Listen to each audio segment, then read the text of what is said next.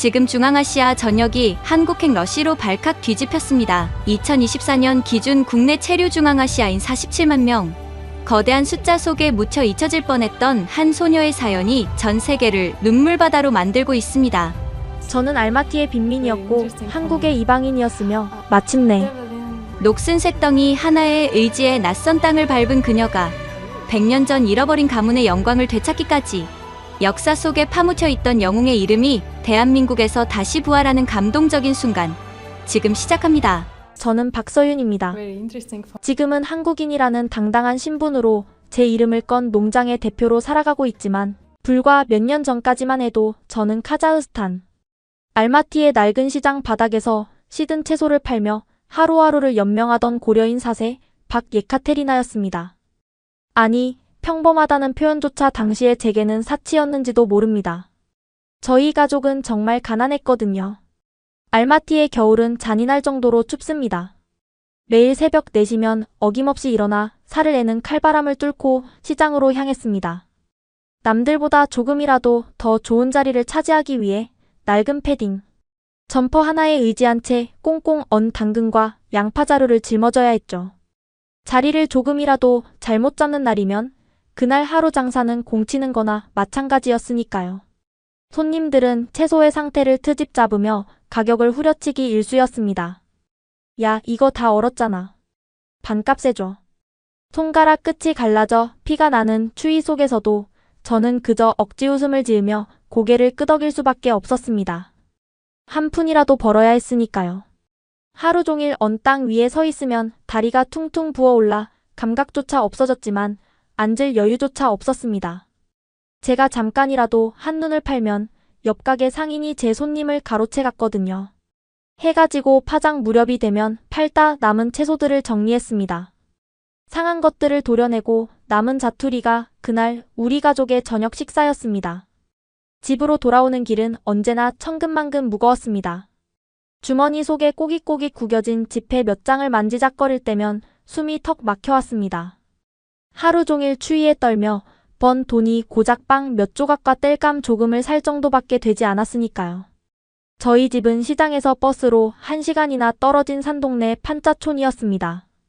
벽돌 틈 사이로 황소바람이 들이닥치고 눈이 녹으면 천장에서 물이 새 양동이를 받쳐두는 게 일상인 곳이었죠. 전기도 수시로 끊겨 촛불 하나에 의지해 밤을 보내야 했고 물은 꽁꽁 언 공동 수도를 녹여 길어와야 했습니다. 어머니는 지병으로 누워 계신 날이 많았습니다.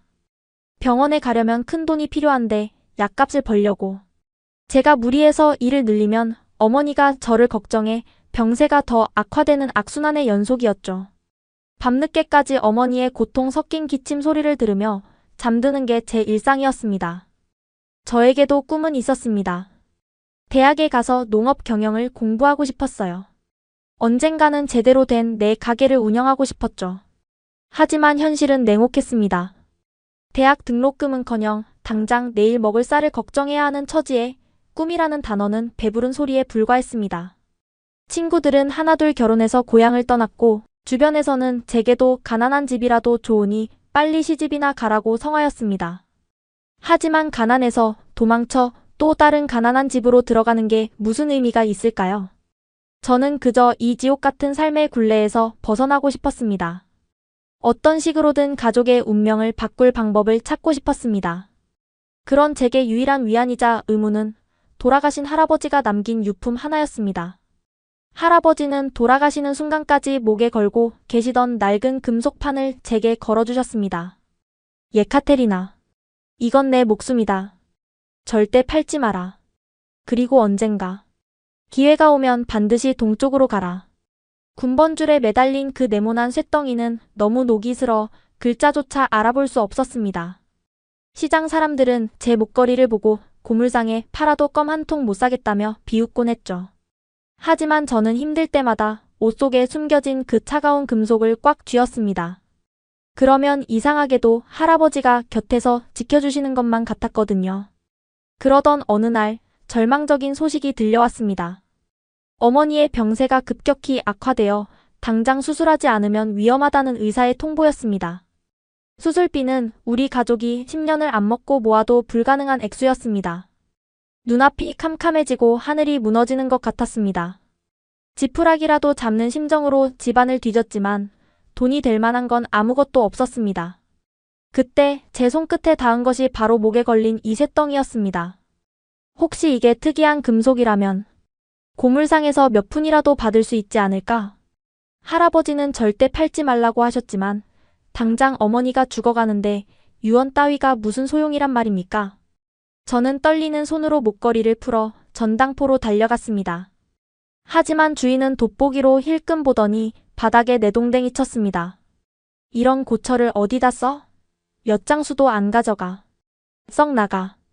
바닥에 나뒹구는 할아버지의 유산. 저는 치밀어 오르는 서름을 삼키며 목걸이를 다시 주워들었습니다. 가난이 죄였고 무능력한 제가 원망스러워 펑펑 울었습니다. 터덜터덜 집으로 돌아오는 길, 전봇대에 붙은 펄럭이는 전단지 하나가 제 젖은 눈가를 때렸습니다. 대한민국 계절 근로자 모집. 숙식 제공 월 200만 원 보장. 한국. 할아버지가 말씀하시던 동쪽. 그리고 K-팝 드라마 속에서만 보던 그 화려한 나라. 월 200만 원이면 여기서 1년 꼬박 일해야 버는 돈이었습니다. 심장이 미친 듯이 뛰기 시작했습니다. 6개월만 죽어라 일하면 어머니 수술비를 마련할 수 있을지도 모릅니다. 어머니 저 한국 갈래요. 가서 돈 벌어서 어머니 살릴게요. 어머니의 반대를 뒤로하고 저는 그렇게 한국행 비행기에 올랐습니다. 가진 것이라고는 낡은 가방 하나와 목에 걸린 녹슨 쇳덩이뿐. 비행기 창밖으로 멀어지는 알마티의 설산을 보며 맹세했습니다. 반드시 성공해서 돌아오겠다고요. 하지만 그때는 꿈에도 몰랐습니다. 제가 도착한 한국 땅에서 단돈 100원의 가치도 없어 보이던 이 낡은 목걸이가 제 인생을 송두리째 뒤흔들게 될 줄은요. 그리고 할아버지가 왜 그토록 동쪽으로 가라고 하셨는지 그 쇳덩이 안에 숨겨진 105년의 충격적인 비밀이 곧 밝혀지게 될 줄은 상상조차 하지 못했습니다. 인천공항에 내리는 순간 저는 완전히 다른 세계에 떨어진 기분이었습니다. 밤인데도 공항 전체가 대낮처럼 환했어요. 천장은 끝이 보이지 않을 만큼 높았고 바닥은 제 얼굴이 비칠 정도로 반짝거렸습니다. 사람들은 모두 깔끔한 옷차림에 빠른 걸음으로 어디론가 향하고 있었어요. 알마티 공항과는 비교조차 할 수 없는 규모였습니다. 자동문이 혼자서 열리는 것도 신기했고 에스컬레이터를 타는 것도 긴장되었어요. 한 발 한 발 조심스럽게 올라서는데 뒤에서 누군가 한숨을 쉬며 옆으로 지나갔습니다. 창피했지만 어쩔 수 없었어요. 이런 건 처음이었으니까요. 입국 심사대 앞에서 줄을 서는데 심장이 터질 것 같았습니다. 심사관이 뭔가 물어봤지만 한마디도 알아들을 수 없었어요. 그저 고개만 끄덕이고 어색하게 웃었습니다.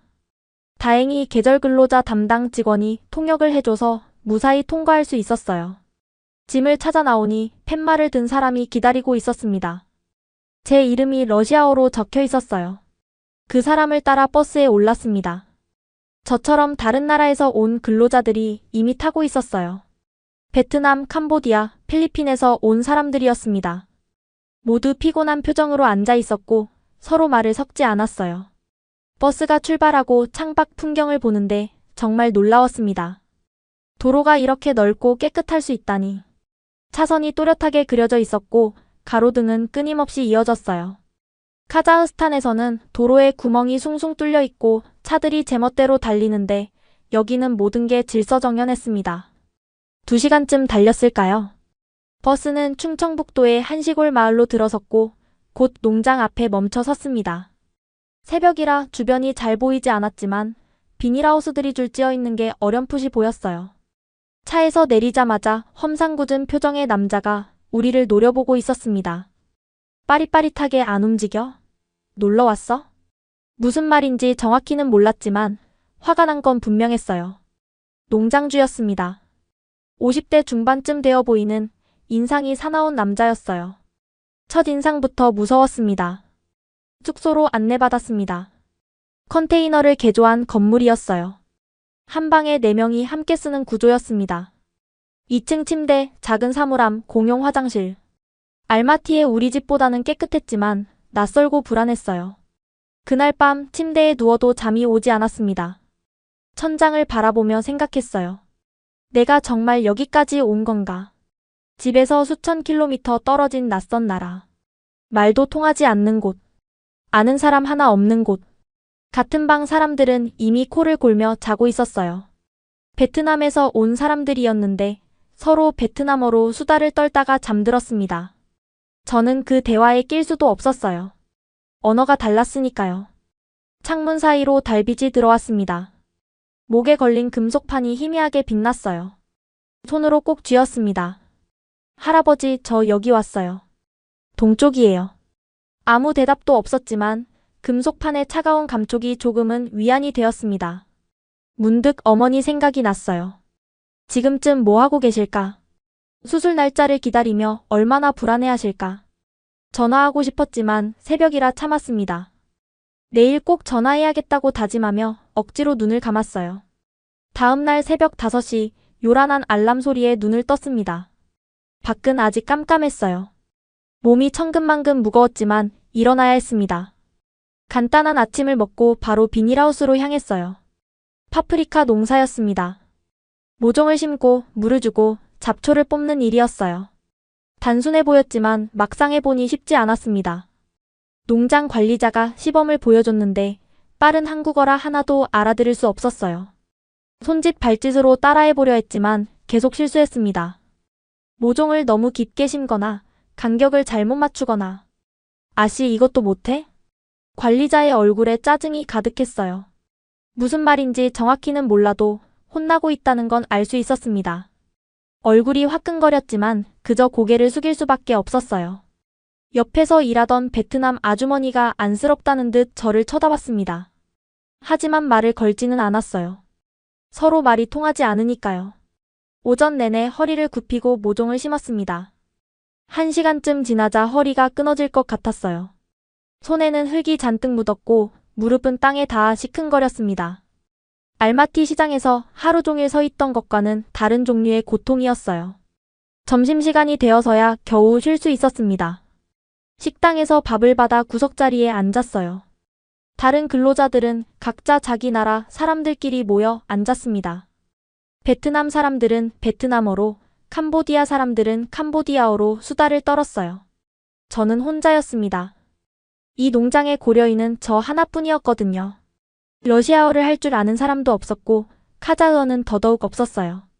식판을 앞에 두고 밥을 먹는데 갑자기 눈물이 핑 돌았습니다. 참았어요. 여기서 울면 안 됐습니다. 울어봤자 아무도 위로해주지 않을 테니까요. 반찬 중에 빨간 채소가 있었는데 한 입 베어 물었다가 입안이 불타는 줄 알았어요. 김치라는 거였습니다.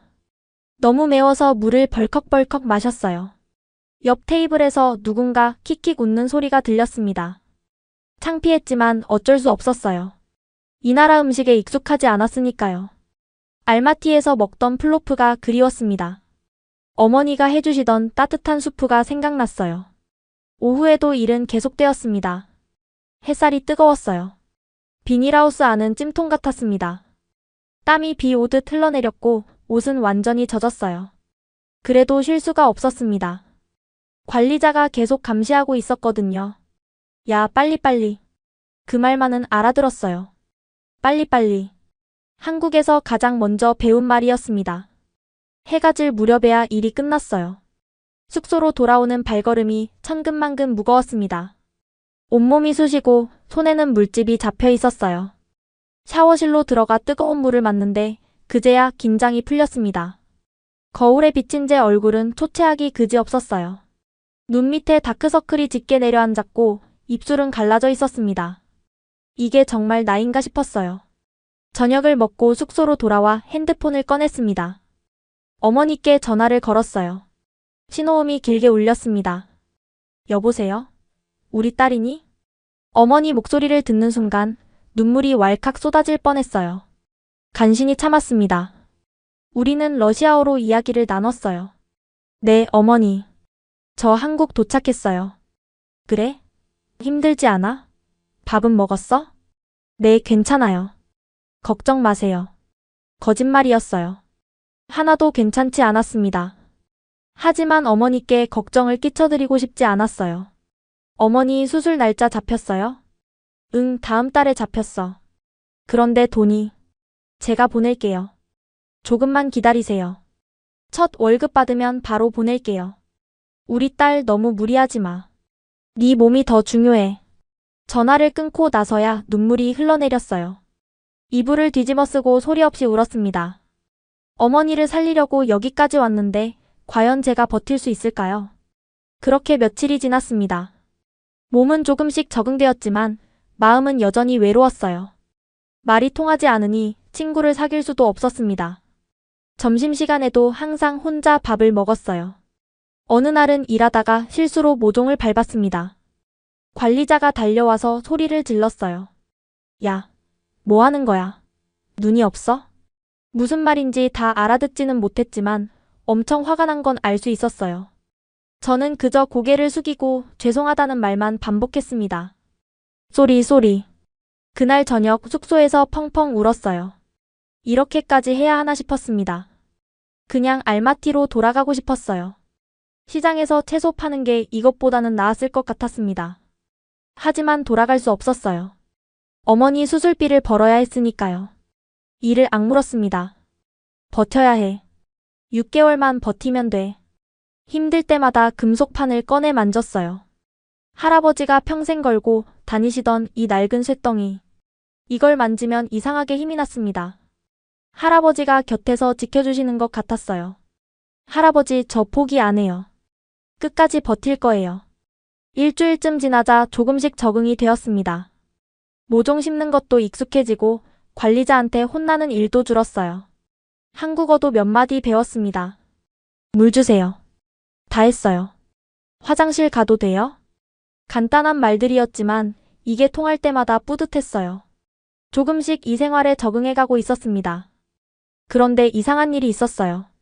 가끔씩 사람들이 제 목걸이를 유심히 쳐다보는 거였습니다. 처음에는 대수롭지 않게 생각했어요. 낡고 녹슨 금속판이니까 이상해 보일 수도 있겠다 싶었죠. 하지만 유독 한 사람이 계속 제 목걸이를 쳐다봤습니다. 바로 농장주였어요. 어느 날 점심시간에 농장주가 제 옆을 지나가다 멈춰 섰어요. 제 목을 한참 쳐다보더니 뭔가 말하려다 그냥 지나갔습니다. 이상했어요. 분명 뭔가 말하고 싶은 눈치였는데 며칠 후 또 비슷한 일이 있었어요.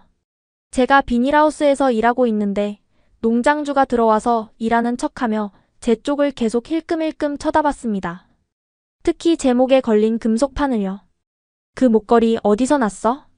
어느 날 쉬는 시간에 농장주가 다가와 물었습니다. 손짓으로 목걸이를 가리키며 물어보는 것 같았어요. 할아버지, 유품이에요. 더듬더듬 한국어로 대답했습니다. 농장주는 고개를 끄덕이더니 다시 제 목걸이를 한참 바라봤어요.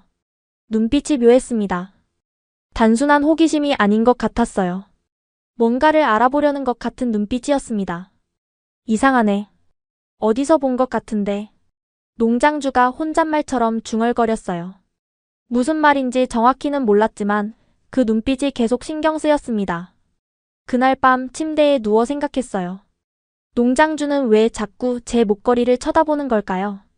할아버지의 금속판에 뭔가 특별한 게 있는 걸까요? 아니면 그냥 이상하게 생겨서 그런 걸까요? 금속판을 꺼내 들여다봤습니다. 녹이 심하게 슬어서 원래 모양도 잘 모르겠었어요. 그냥 네모난 쇳덩이에 군번줄이 달린 것처럼 보였습니다. 할아버지, 이게 대체 뭐예요? 대답은 없었지만 이상하게 가슴이 두근거렸어요.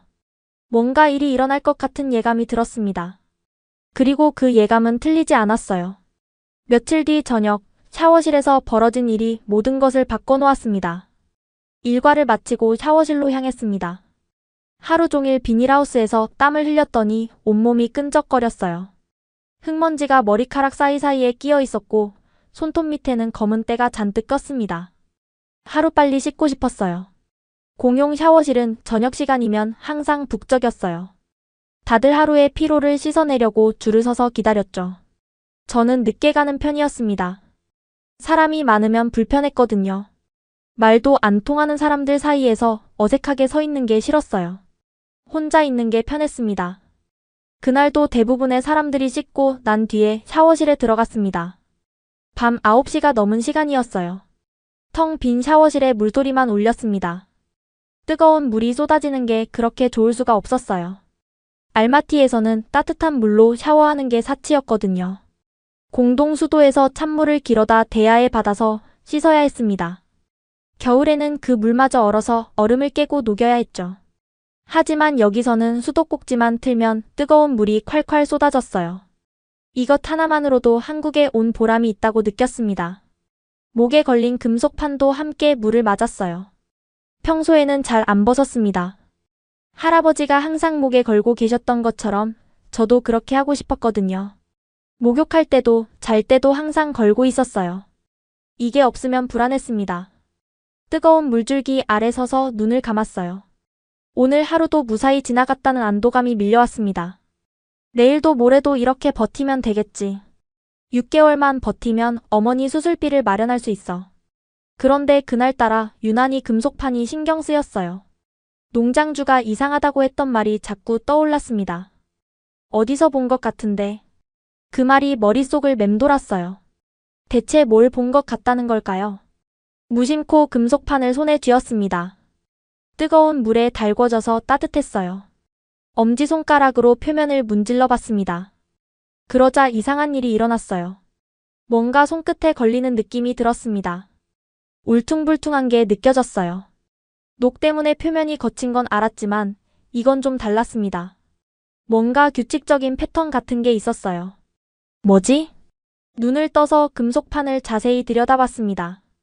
뜨거운 물에 녹이 불어서 일부가 떨어져 나가고 있었어요. 손톱으로 살살 긁으니까 녹슨 부분이 우수수 떨어졌습니다. 그 밑에서 뭔가 반짝이는 게 드러났어요. 심장이 쿵 내려앉았습니다. 뭔가 있었어요. 녹 밑에 뭔가가 숨겨져 있었습니다. 더 열심히 문질렀어요. 샤워는 잊어버리고 금속판에만 집중했습니다. 뜨거운 물을 계속 맞으며 녹을 벗겨냈어요. 손톱이 아팠지만 멈출 수가 없었습니다. 녹이 점점 더 벗겨졌어요.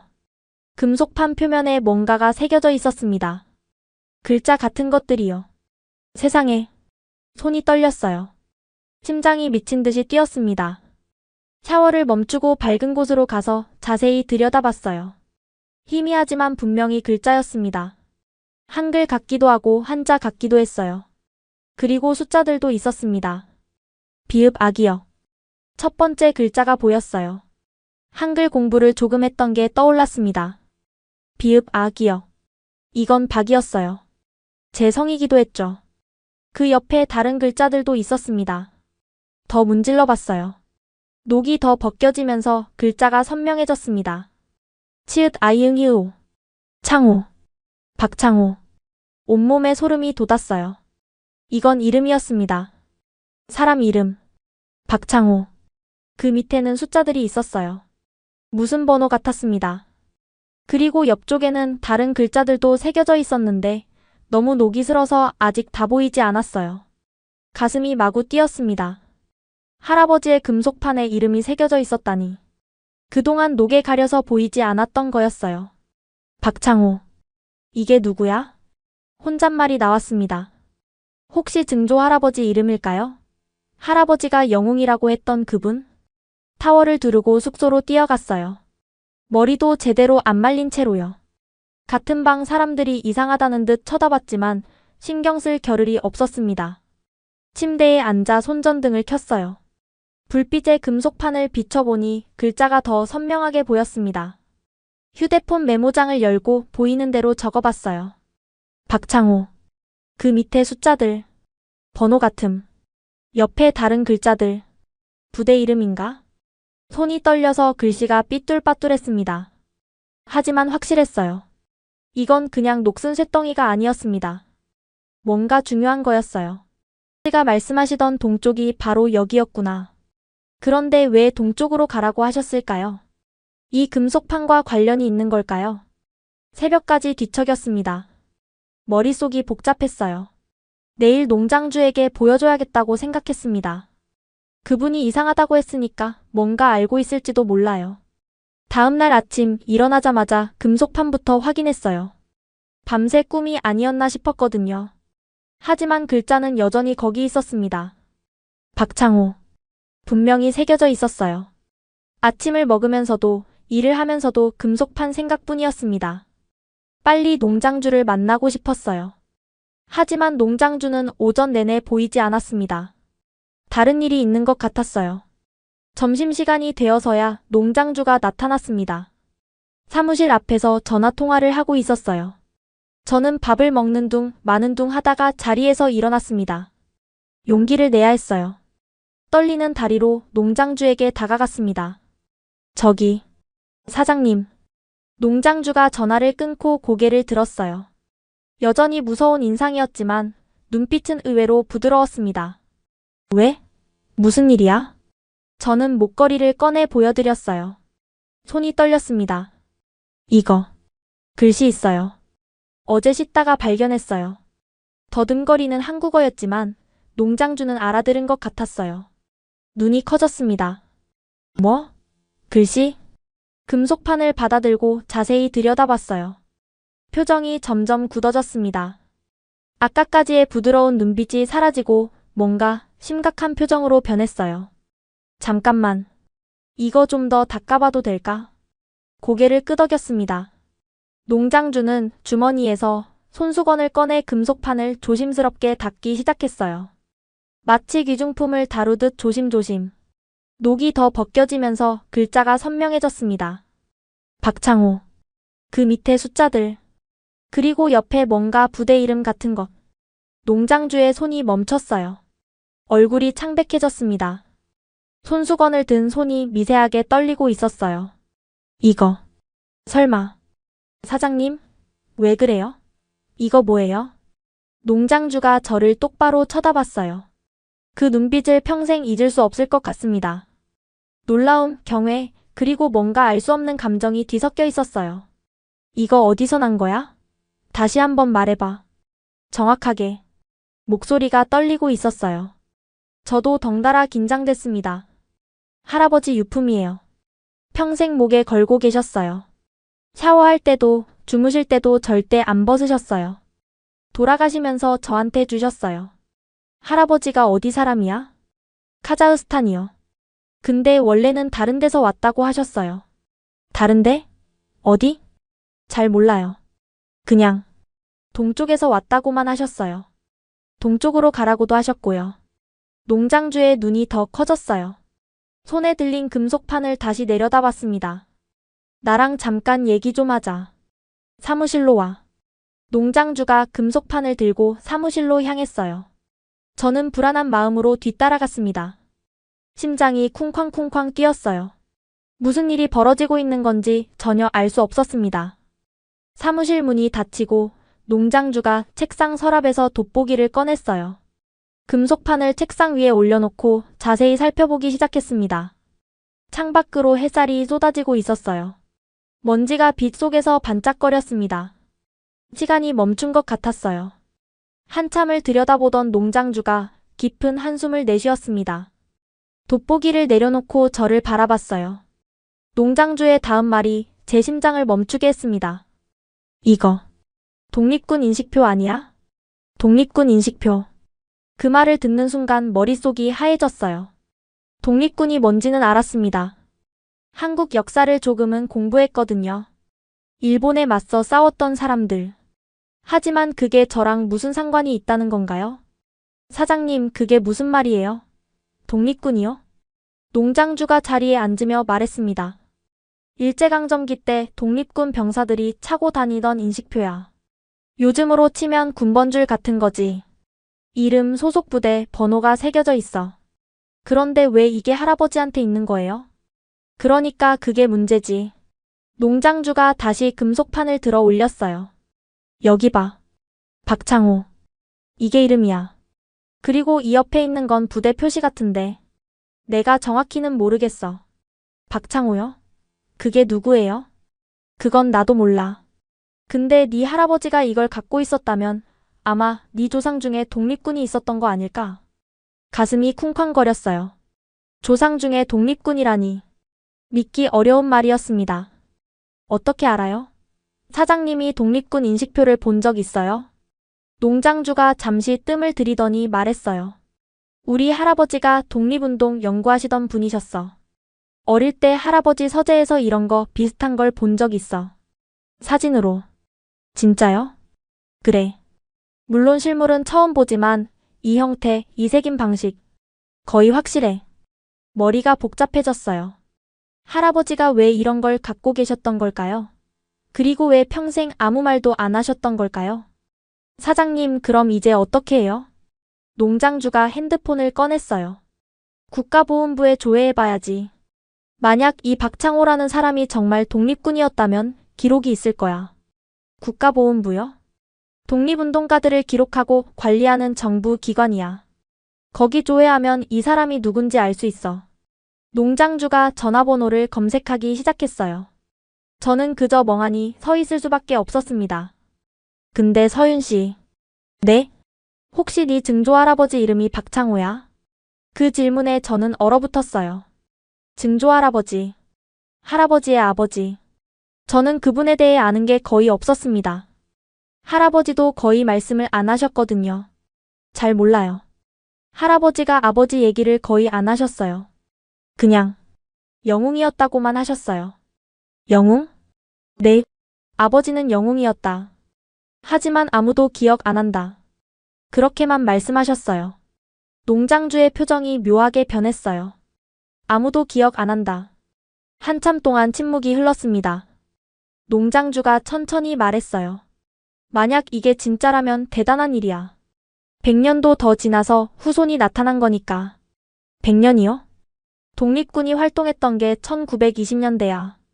지금이 몇 년이야? 100년도 넘었지. 100년. 그 긴 세월 동안 이 금속판이 우리 가족에게 전해져 온 거였어요. 증조할아버지에서 할아버지로, 그리고 할아버지에서 저에게로. 내일 보훈부에 연락해볼게. 일단 오늘은 돌아가서 쉬어. 농장주가 금속판을 돌려줬어요. 저는 떨리는 손으로 받아들었습니다. 숙소로 돌아오는 길 다리에 힘이 풀렸어요. 할아버지의 마지막 말씀이 떠올랐습니다. 동쪽으로 가라. 동쪽. 항구. 할아버지가 말씀하시던 동쪽이 바로 여기였구나. 할아버지는 알고 계셨던 걸까요? 이 금속판의 비밀을.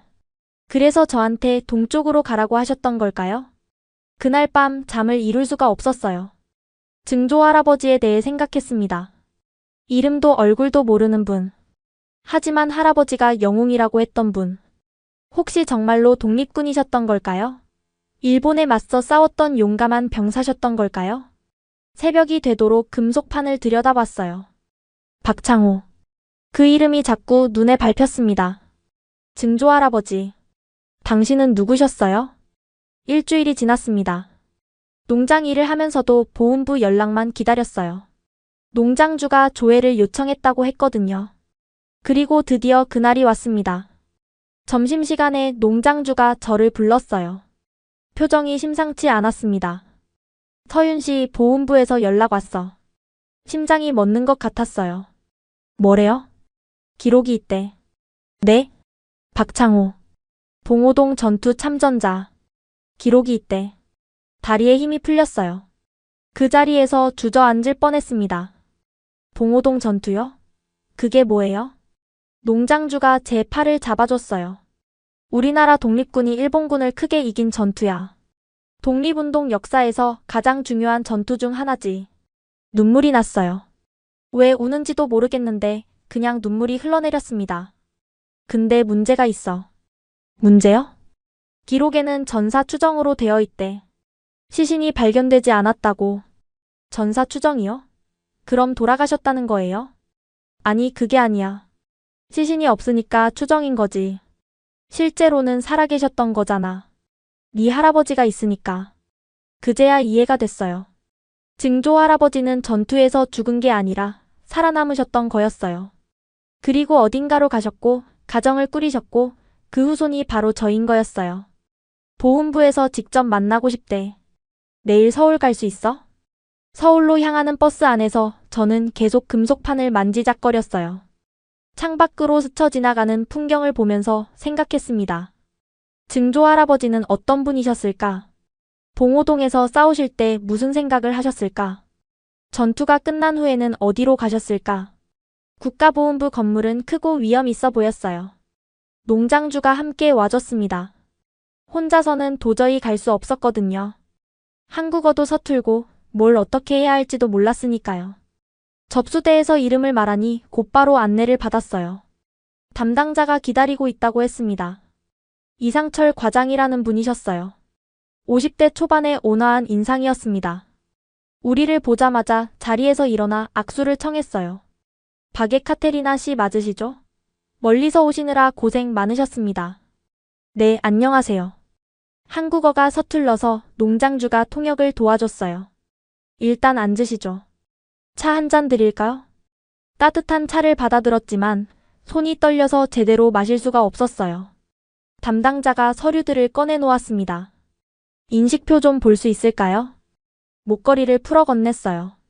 담당자가 조심스럽게 받아들고 자세히 살펴봤습니다. 돋보기를 쓰고 한참을 들여다보더니 고개를 끄덕였어요. 틀림없네요. 독립군 인식표 맞습니다. 정말요? 네. 형식이나 색인 방식이 당시 기록과 일치합니다. 박창호 대한독립군 소속. 담당자가 컴퓨터 화면을 돌려서 보여줬어요. 거기에 기록이 떠 있었습니다. 이름 박창호. 생년 1895년. 출생지 함경북도 경원군. 소속 대한독립군. 주요 활동 봉오동 전투 참전. 기록 전사 추정 시신 미발견. 봉오동 전투가 뭐예요? 사장님이 말해줬는데 잘 몰라서요. 담당자가 설명해줬어요. 1920년 6월에 있었던 전투입니다. 만주에서 우리 독립군이 일본군을 크게 물리친 전투예요.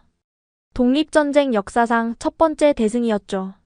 이 전투 덕분에 독립군의 사기가 크게 올랐고 많은 사람들이 독립운동에 참여하게 됐습니다. 가슴이 뜨거워졌어요. 제 증조 할아버지가 그 전투에 참여하셨다니. 근데 왜 전사 추정으로 되어 있어요? 당시 기록에 따르면 박창호 지사는 전투 중 부상을 입었습니다. 이후 행방이 확인되지 않아 전사 추정으로 기록됐어요. 그럼 실제로는 살아계셨던 거예요? 네, 그렇게 보입니다. 부상을 입고 연해주 쪽으로 후퇴하신 것 같아요. 거기서 치료를 받고 살아남으셨고 가정을 꾸리셨던 거죠. 담당자가 다른 서류를 꺼냈어요. 1937년에 스탈린이 연해주의 고려인들을 중앙아시아로 강제 이주시켰습니다. 아마 박창호 지사 가족도 그때 카자흐스탄으로 이주하신 것 같습니다. 모든 조각이 맞춰지는 느낌이었어요. 증조 할아버지는 독립군으로 싸우다 부상을 입었고 연해주로 후퇴해서 살아남으셨고 강제 이주로 카자흐스탄까지 가게 되셨던 거였어요. 100년도 넘었네요. 담당자가 조용히 말했어요. 네. 100년이 넘는 세월 동안 대한민국은 박창호 지사를 찾고 있었습니다. 전사 추정으로 기록되어 있었지만 혹시 살아계실지도 모른다는 희망을 버리지 않았죠. 그리고 오늘 드디어 후손분을 만나게 됐습니다. 눈물이 쏟아졌어요. 참으려고 했는데 도저히 참을 수가 없었습니다. 할아버지가 말씀하셨어요. 아버지는 영웅이었다고. 하지만 아무도 기억 안 한다고. 이제 기억합니다. 대한민국이 기억합니다. 담당자가 제 손을 꼭 잡았어요. 바게카테리나 씨 정말 감사합니다. 덕분에 100년도 넘게 지나서야 영웅이 돌아오셨습니다. 농장주도 눈시울이 붉어져 있었어요. 사장님, 나도 이런 건 처음이야. 진짜 대단한 일이다. 담당자가 서류를 정리하며 말했어요. 박창호 지사님께 건국 훈장 추서가 가능합니다. 그리고 바게카테리나 씨는 독립유공자 후손으로서 특별귀화 자격이 있습니다. 특별귀화요? 네.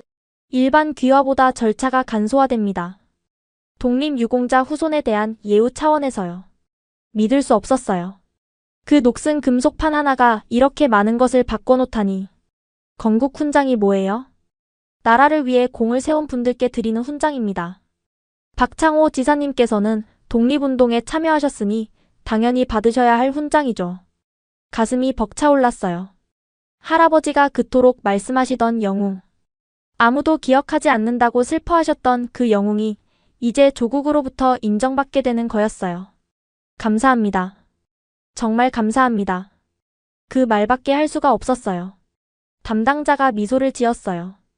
저희가 감사하죠. 100년도 넘게 찾던 분을 드디어 찾았으니까요. 축하드립니다. 증조 할아버지께서 드디어 조국으로 돌아오셨습니다. 보훈부를 나오는 발걸음이 구름 위를 걷는 것 같았어요. 농장으로 돌아가는 버스 안에서 농장주가 말했습니다. 이제 네 인생이 바뀔 거야. 아직도 믿기지 않아요. 꿈 같아요. 꿈 아니야. 현실이야. 넌 이제 그냥 외국인 노동자가 아니라 독립군 영웅의 후손이야. 그 말이 가슴에 깊이 새겨졌어요. 특별귀화 신청 절차가 시작됐습니다. 보훈부 담당자가 많은 부분을 도와줬어요.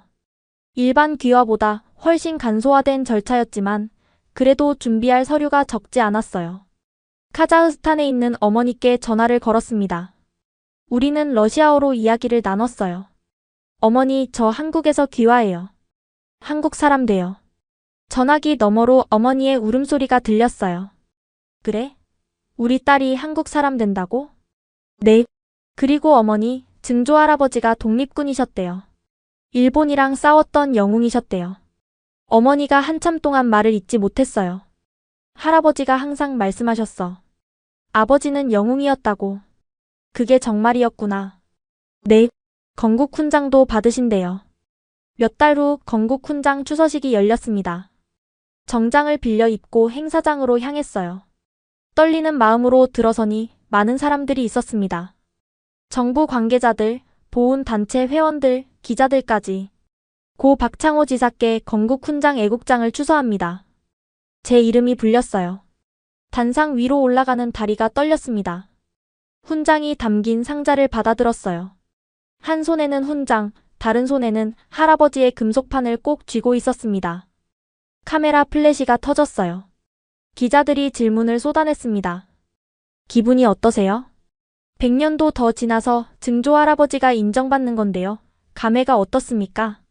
눈물이 나서 제대로 대답을 할 수가 없었어요. 그저 훈장을 가슴에 안고 고개를 숙일 뿐이었습니다. 감사합니다. 할아버지 덕분이에요.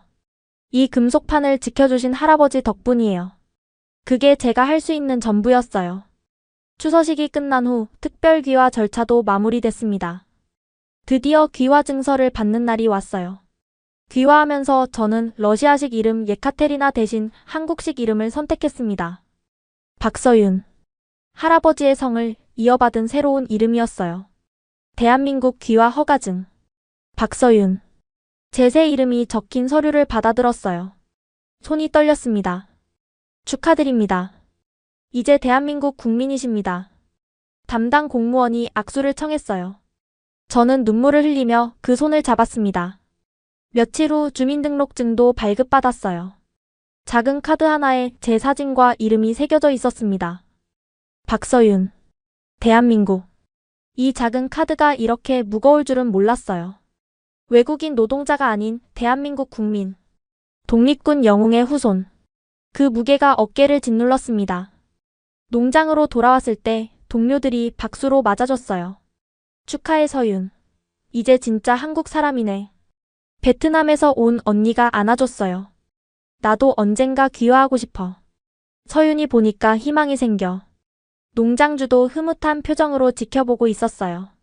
서윤 씨 이제 정규직으로 전환해줄게. 급여도 올려주고. 사장님 감사합니다. 정말 감사합니다.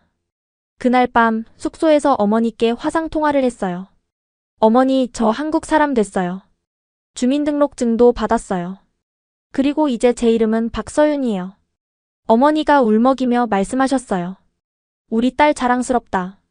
할아버지도 하늘에서 기뻐하실 거야. 어머니 수술비 보낼게요. 이제 돈도 더 벌 수 있어요. 괜찮아. 네가 잘 되는 게 제일 중요해. 아니에요. 어머니 수술이 먼저예요. 제가 한국 온 이유잖아요. 전화를 끊고 금속판을 들여다봤어요. 이제 글자가 선명하게 보였습니다. 증조 할아버지 드디어 집에 오셨어요. 100년도 더 지나서요.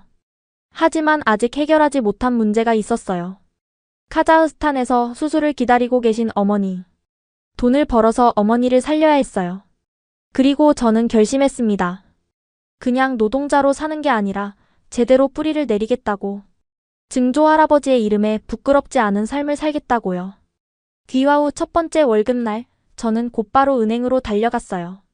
정규직으로 전환되면서 급여가 올랐습니다. 숙식비를 제하고도 손에 남는 돈이 꽤 됐어요. 전부 어머니께 보냈습니다. 어머니 돈 보냈어요. 수술 받으세요.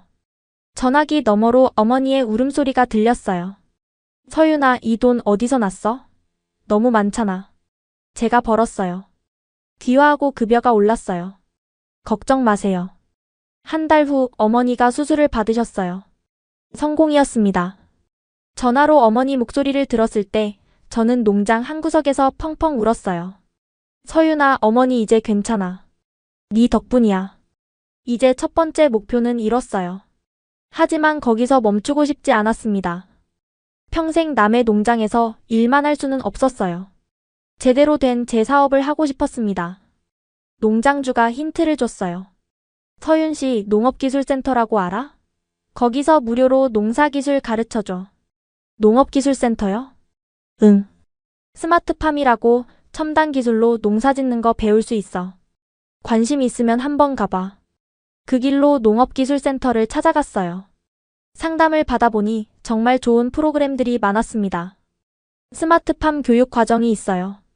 석 달 과정인데 수료하면 창업 지원도 받을 수 있습니다. 창업 지원이요? 네. 정부에서 귀농 창업 지원금을 줍니다. 최대 1억 원까지요. 1억 원. 어마어마한 금액이었어요. 알마티에서는 평생 모아도 만질 수 없는 돈이었습니다. 그런데 독립유공자 후손이시라고요? 그러면 가산점이 있어요. 가슴이 뛰었습니다. 증조 할아버지 덕분에 이런 기회까지 얻을 수 있다니. 농장주에게 사정을 말하고 교육에 참가하기로 했어요. 낮에는 농장 일을 하고 저녁에는 센터에서 수업을 들었습니다. 힘들었지만 견딜 수 있었어요. 목표가 있으니까요. 스마트팜 기술은 정말 신기했어요.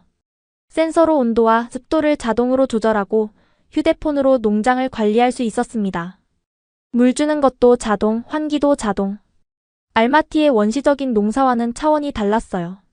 이런 기술이 있으면 혼자서도 큰 농장을 운영할 수 있겠네요. 강사가 웃으며 말했어요.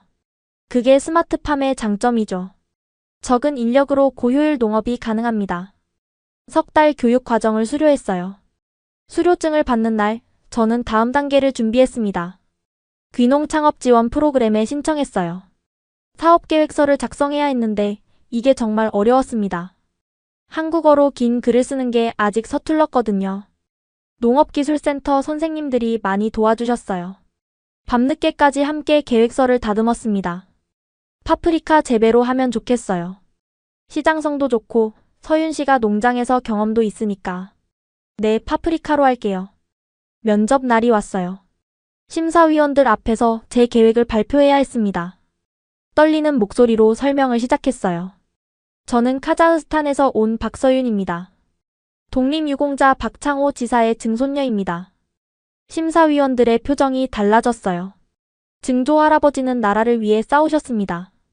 저도 이 땅에서 뿌리를 내리고 싶습니다. 농업으로 제 인생을 바꾸고 저처럼 어려운 사람들에게 기회를 주고 싶습니다. 진심을 담아 말했어요. 심사위원 중 한 분이 고개를 끄덕였습니다. 일주일 후 결과가 나왔어요. 박서윤 씨 축하드립니다. 창업지원 대상자로 선정되셨습니다. 지원금 약 1억 원 규모입니다. 전화를 받는 순간 손이 떨려서 핸드폰을 놓칠 뻔했어요. 1억 원. 제 손으로 농장을 세울 수 있는 돈이었습니다. 농지를 알아보기 시작했어요. 농장주가 도움을 줬습니다. 같은 충청북도 내에 괜찮은 땅이 나왔어요. 여기 어때? 3,000평 정도 되는데 임대료도 나쁘지 않아. 직접 가서 봤어요. 넓은 들판에 햇살이 쏟아지고 있었습니다. 여기에 제 비닐하우스가 서는 거구나. 가슴이 벅차올랐어요. 여기로 할게요. 계약서에 도장을 찍는 손이 떨렸어요. 이제 진짜 시작이었습니다. 비닐하우스 건설이 시작됐어요. 매일 현장에 나가서 공사를 지켜봤습니다. 골조가 올라가고 비닐이 씌워지고 스마트팜 시스템이 설치되는 과정을 하나하나 눈에 담았어요. 2달 후 드디어 완성됐습니다. 6동의 비닐하우스. 제 이름을 건 농장이었어요. 농장 입구에 작은 간판을 달았습니다. 서윤 스마트팜. 그 간판을 올려다보면서 눈물이 났어요. 알마티 시장에서 시든 채소를 팔던 제가 이제 제 농장을 갖게 된 거였습니다. 사무실 벽에 증조 할아버지의 금속판을 걸어뒀어요. 액자에 넣어서 소중하게 보관했습니다. 증조 할아버지 지켜봐 주세요. 열심히 할게요. 첫 파프리카 모종을 심는 날 손이 떨렸어요. 조심스럽게 흙을 파고 모종을 넣었습니다. 물을 주고 센서를 확인하고 온도를 체크했어요. 농업기술센터에서 배운 대로 하나하나 점검했습니다. 잘 자라줘. 제발. 매일 새벽에 일어나서 비닐하우스를 돌았어요.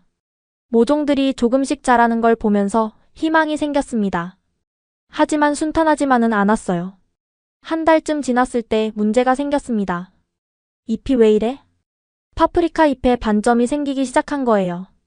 병충해였습니다. 가슴이 철렁 내려앉았어요.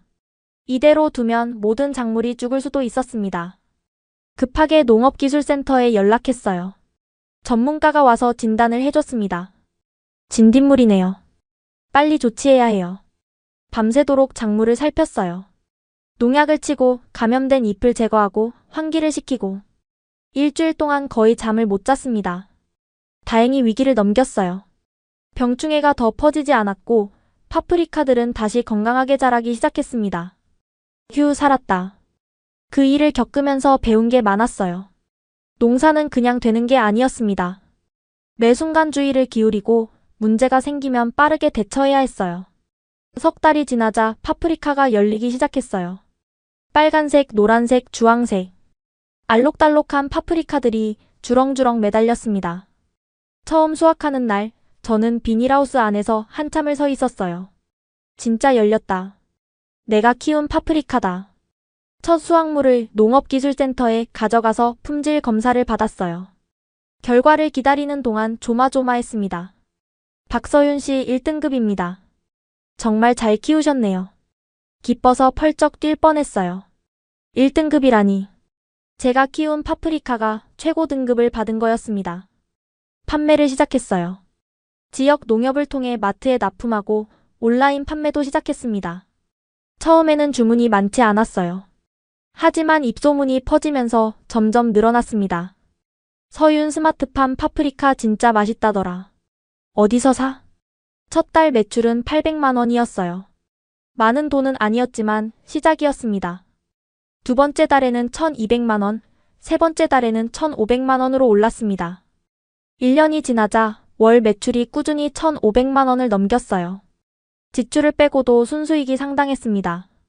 알마티에서 1년 내내 일해도 못 벌 돈을 한 달 만에 버는 거였어요. 어머니께 매달 돈을 보냈습니다. 어머니 수술 후 회복도 잘 되셨어요. 서윤아, 이제 돈 그만 보내. 너 먹고 살아야지. 괜찮아요, 어머니. 저 이제 많이 벌어요. 2년 차가 되자 사업을 확장하기로 했어요. 비닐하우스를 3동 더 늘렸습니다. 혼자서는 감당이 안 돼서 직원도 뽑았어요. 처음 고용한 직원은 베트남에서 온 언니였어요. 예전에 같은 농장에서 일했던 분이었습니다. 서윤, 나 좀 써줘. 너 잘 되는 거 보니까 나도 힘이 나. 언니, 당연하죠. 같이 해요. 직원이 늘어나면서 일이 훨씬 수월해졌어요. 저는 관리와 판매에 집중하고 직원들이 재배를 담당했습니다. 매출도 계속 올랐어요. 2년 차 말에는 월 3천만 원을 넘겼습니다. 연매출로 따지면 3억 원이 넘는 거였어요. 신문에서 연락이 왔어요. 독립유공자 후손이 스마트팜으로 성공했다는 소식을 들었는데 인터뷰 해주실 수 있나요? 기사가 나갔어요. 제목이 인상적이었습니다. 100년도 더 지나 돌아온 독립군 후손 스마트팜 대표되다. 기사가 퍼지면서 주문이 폭발적으로 늘었어요. 전국에서 연락이 왔습니다. 백화점에서도 납품 제의가 들어왔어요. 3년 차 연매출이 5억 원을 돌파했습니다. 5억 원. 알마티 시장에서 채소 팔던 제가 연매출 5억 원의 농장 대표가 된 거였어요. 믿기지 않았습니다. 직원도 10명으로 늘었어요. 비닐하우스도 12동이 됐습니다. 작은 시작이 이렇게 커질 줄은 몰랐어요. 사무실 벽에 걸린 금속판을 바라봤습니다. 증조 할아버지, 저 해냈어요. 할아버지 덕분이에요. 연매출 5억 원. 그 숫자가 실감이 나지 않았어요. 알마티에서 채소 팔 때는 하루 벌어 하루 먹고 살았습니다. 한 달 수입이 우리 돈으로 30만 원도 안 됐어요. 그런 제가 이제 5억 원어치를 파는 농장 대표가 됐습니다. 기자들이 찾아왔어요. 방송에서도 연락이 왔습니다. 박서윤 씨 성공 비결이 뭔가요? 비결이요? 그냥 열심히 했어요. 포기하지 않았어요. 솔직한 대답이었어요. 특별한 비결 같은 건 없었습니다. 그냥 매일매일 최선을 다했을 뿐이에요. 인터뷰를 할 때마다 금속판 이야기를 빼놓지 않았어요. 이 녹슨 금속판이 제 인생을 바꿨어요. 할아버지의 유품이었는데 독립군 인식표였거든요. 이게 없었으면 저는 아직도 알마티 시장에서 채소 팔고 있었을 거예요. 기사가 나갈 때마다 주문이 늘었어요. 사람들이 제 스토리에 공감해주는 것 같았습니다. 독립군 후손이 키운 파프리카라니 사연이 감동적이네요. 응원합니다. 앞으로도 잘 되세요. 온라인 리뷰에 따뜻한 댓글들이 달렸어요. 읽을 때마다 힘이 났습니다. 사업이 커지면서 걱정도 생겼어요. 이 많은 직원들을 책임져야 했거든요. 매출이 떨어지면 월급을 못 줄 수도 있었습니다. 잠을 설치는 밤이 많았어요. 사무실에 남아서 장부를 들여다보고 시장 동향을 분석하고 새로운 판로를 개척했습니다. 서윤 씨 너무 무리하지 마세요. 직원들이 걱정했지만 쉴 수가 없었어요. 멈추면 무너질 것 같았거든요. 그러던 어느 날 새벽에 비닐하우스를 돌다가 갑자기 눈물이 났어요. 왜 우는지도 모르겠는데 그냥 눈물이 멈추지 않았습니다.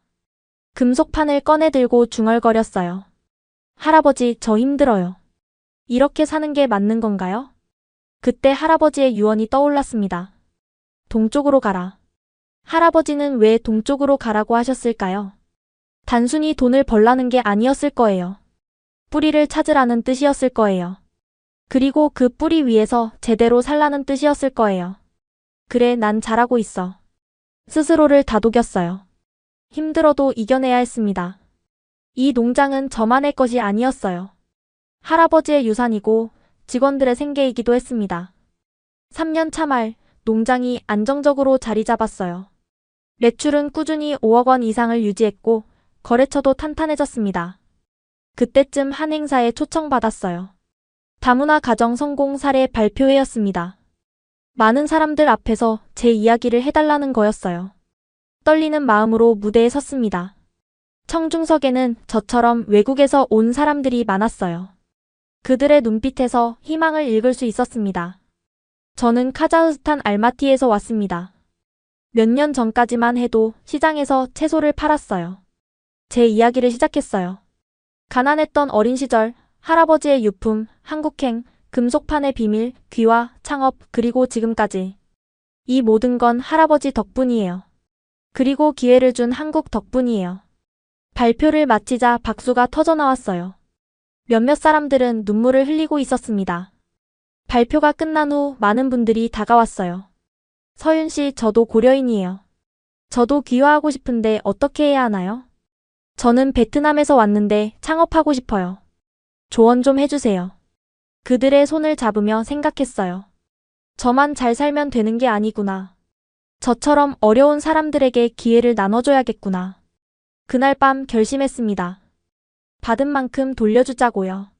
그 후로 저는 고용할 때 일부러 고려인 후손을 찾았어요. 카자흐스탄, 우즈베키스탄, 러시아에서 온 고려인 청년들이 한국에 많이 와 있었거든요. 대부분 저처럼 계절 근로자로 왔다가 힘들게 지내고 있었습니다. 서윤 씨, 일자리 있으면 소개 좀 해주세요. 다문화 센터를 통해 연락이 오면 면접을 봤어요. 특별한 기술이 없어도 괜찮았습니다. 저도 처음에는 아무것도 몰랐으니까요. 10명 직원 중 7명이 고려인이 됐어요. 카자흐스탄에서 온 청년 3명, 우즈베키스탄에서 온 청년 3명, 러시아에서 온 청년 1명. 서윤 언니, 여기 오니까 살 것 같아요. 20살 나탈리아가 말했어요. 우즈베키스탄 타슈켄트에서 온 친구였습니다. 힘들면 말해. 내가 다 겪어봤으니까 도와줄 수 있어. 직원들에게 농사기술뿐만 아니라 한국어도 가르쳤어요. 저도 처음에 말이 안 통해서 고생했거든요. 점심시간에 간단한 한국어 수업을 했습니다. 귀화 상담도 해줬어요. 서류 준비하는 법, 면접 보는 법, 필요한 절차 같은 걸 알려줬습니다. 언니, 저도 귀화할 수 있을까요? 할 수 있어. 내가 도와줄게. 나탈리아가 귀화 신청을 했어요. 제가 추천서도 써주고 필요한 서류 준비도 도와줬습니다. 6개월 후 나탈리아도 한국 국적을 받았어요. 언니, 저 한국 사람 됐어요. 나탈리아가 주민등록증을 들고 펄쩍펄쩍 뛰었어요. 보는 제가 더 기뻤습니다. 다문화센터에서 정기적으로 봉사도 했어요. 새로운 외국인 근로자들에게 한국 생활 적응법을 알려줬습니다. 처음에는 다 힘들어요. 하지만 포기하지 마세요. 저도 해냈으니까 여러분도 할 수 있어요. 제 이야기를 들으면 다들 눈빛이 달라졌어요. 희망을 보는 것 같았습니다. 고려인 청년들을 위한 네트워크도 만들었어요. 온라인 커뮤니티를 개설해서 정보를 공유했습니다. 귀화 서류 어디서 떼요? 한국어 시험 어떻게 준비해요? 취업 정보 공유해주세요. 매일 수십 개의 질문이 올라왔어요. 제가 아는 한 다 답변해줬습니다. 어느 날 한 청년이 찾아왔어요. 카자흐스탄 알마티에서 온 24살 청년이었습니다. 서윤 언니, 저 알마티에서 왔어요. 언니 고향이 알마티라면서요? 응, 맞아. 바자르 근처에서 살았어. 저도요. 저 거기서 학교 다녔어요. 반가웠어요. 같은 동네 출신을 만나다니. 그 청년 세르게이는 제 농장에서 일하게 됐습니다. 어머니 한국 초청도 준비했어요. 어머니는 수술 후 건강이 많이 좋아지셨지만 아직 카자흐스탄에 계셨거든요. 이제 모셔올 때가 됐어요. 어머니 한국 오세요. 제가 모실게요. 정말? 내가 거기 가도 돼? 그럼요. 제가 집도 준비해뒀어요. 비자 신청을 하고 초청 서류를 준비했어요. 몇 달 후 드디어 어머니가 한국에 오셨습니다. 인천공항에서 어머니를 기다리는데 심장이 터질 것 같았어요. 게이트에서 어머니가 나오시는 순간 달려가서 안겼습니다. 어머니, 서윤아. 둘 다 펑펑 울었어요. 공항에서 한참을 그렇게 안고 있었습니다. 어머니를 농장으로 모셨어요. 비닐하우스를 보여드리고 사무실을 구경시켜드리고 직원들을 소개해드렸습니다. 우리 딸이 이렇게 큰일을 했구나. 어머니가 눈물을 흘리시며 말씀하셨어요. 할아버지가 얼마나 기뻐하실까. 네 덕분에 우리 가족이 다시 살았어. 사무실 벽에 걸린 금속판을 보시더니 한참을 바라보셨어요. 이게 그거구나. 할아버지가 평생 걸고 다니시던 거. 네, 어머니. 이게 우리 가족을 여기까지 이끌어줬어요. 어느 광복절 아침 저는 특별한 곳을 찾았어요. 국립서울현충원. 독립유공자들이 잠들어 계신 곳이었습니다. 증조 할아버지 박창호 지사의 위패도 이곳에 모셔져 있었어요. 어머니와 함께 묘역으로 향했어요. 손에는 꽃다발과 편지가 들려 있었습니다. 위패 앞에 섰을 때 다리가 떨렸어요. 박창호. 대한독립군. 건국훈장 애국장. 위패에 새겨진 글자들을 읽으며 눈물이 흘렀어요. 100년도 더 전에 조국을 위해 싸우셨던 분. 전사한 줄 알았지만 살아남아 후손을 남기셨던 분. 그 후손인 제가 지금 여기 서 있는 거였습니다. 꽃을 바치고 무릎을 꿇었어요. 품에서 편지를 꺼냈습니다. 증조 할아버지께 편지를 읽어드릴게요. 떨리는 목소리로 읽기 시작했어요. 증조 할아버지 안녕하세요. 저는 증손녀 박서윤이에요. 카자흐스탄에서 태어났지만 이제는 한국 사람이에요. 할아버지가 남기신 금속판 덕분에 저는 여기까지 왔어요. 그 녹슨 쇳덩이가 이렇게 큰 기적을 만들어낼 줄은 몰랐어요. 증조 할아버지는 나라를 위해 싸우셨어요. 봉오동에서 일본군과 맞서 싸우셨어요. 그리고 부상을 입고도 살아남으셨어요. 가정을 꾸리시고 후손을 남기셨어요. 그 후손이 바로 저예요. 100년도 더 지나서야 조국이 증조 할아버지를 찾았어요. 늦어서 죄송해요. 하지만 이제라도 찾아와서 다행이에요. 저는 이제 이 땅에서 뿌리를 내리고 있어요. 농장도 세우고 직원들도 고용하고 저처럼 어려운 사람들을 돕고 있어요. 증조 할아버지의 이름에 부끄럽지 않게 살려고 노력하고 있어요. 할아버지가 말씀하셨어요. 동쪽으로 가라고. 이제야 그 말씀의 의미를 알겠어요. 증조 할아버지가 돌아가고 싶었던 곳. 우리 가족의 뿌리가 있는 곳. 그곳이 바로 여기였어요. 증조 할아버지 이제 편히 쉬세요. 후손들이 잘 살고 있어요. 증조 할아버지의 피가 헛되지 않았어요. 사랑해요, 증조 할아버지. 편지를 다 읽고 금속판을 꺼냈어요. 할아버지가 평생 지키셨던 이 유품. 저는 이걸 국가보훈부에 기증하기로 했습니다. 박물관에 전시되어 더 많은 사람들이 증조 할아버지의 이야기를 알 수 있도록요. 어머니가 옆에서 흐느끼셨어요. 저도 눈물이 멈추지 않았습니다. 한참을 위패 앞에 앉아 있었어요. 바람이 불어왔습니다. 마치 증조 할아버지가 대답하시는 것 같았어요. 잘했다. 고맙다. 그런 말씀을 하시는 것 같았어요. 묘역을 나서며 하늘을 올려다봤어요. 파란 하늘에 구름이 두둥실 떠 있었습니다. 증조 할아버지, 할아버지 지켜봐 주세요. 저 열심히 살게요. 집으로 돌아오는 길 어머니가 제 손을 꼭 잡으셨어요. 서윤아 고맙다. 네 덕분에 우리 가족이 다시 하나가 됐어. 어머니 저야말로 감사해요. 저를 낳아주셔서. 할아버지 유품을 지켜주셔서. 그날 저녁 농장으로 돌아왔어요. 사무실 벽에 걸려있던 금속판 자리가 비어 있었습니다. 이제 그 자리에는 건국 훈장 사진을 걸어뒀어요. 창밖으로 비닐하우스들이 보였어요. 제가 일군 농장. 제가 뿌리내린 땅. 녹슨 쇳덩이 하나가 이 모든 걸 만들어냈어요.